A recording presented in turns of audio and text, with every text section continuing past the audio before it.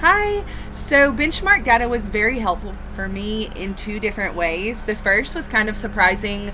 Um, I was able to see that I had a group of students who knew the content. I knew that they knew the content because they were able to pass assessments that I had given them, and just my interaction with them on a day to day basis. I knew that they understood the content. However, with their benchmark data, I was able to see that there was some sort of gap. And what I realized was that some of my scholars just needed help learning how to take a STAR test, how to approach the questions, and how to navigate through them.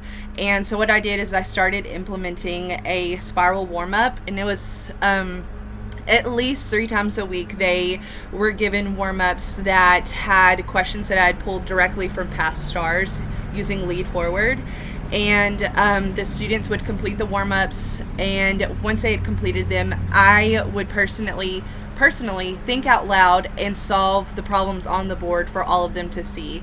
I modeled positive test-taking strategies that I felt would be beneficial to them when taking a STAR test.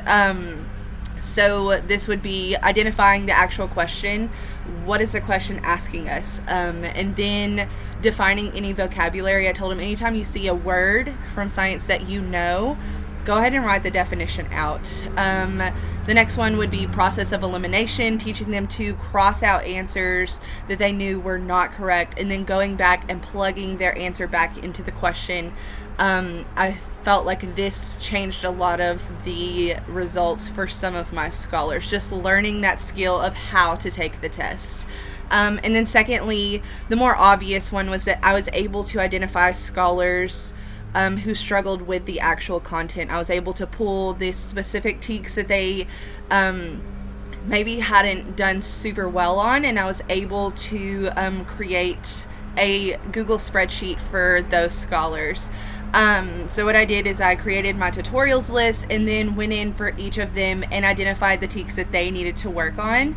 And I gave them access to the spreadsheet where they could see these are the TEKs that I have, and they were able to track it themselves. With each TEK, they had some sort of reteach lesson, whether it was a video or with me. They're retaught the content, and then they were expected to complete a couple of assignments. Once those things were done, they would take a quiz to master the TEK, and once they had done that, they were able to cross it off of their spreadsheet. So they were tracking along their data. So they were able to see, okay, I finished this one is my next one, and they would come and tell me, hey, I'm ready to master this one. So that was the second way that I was able to use benchmark to our advantage.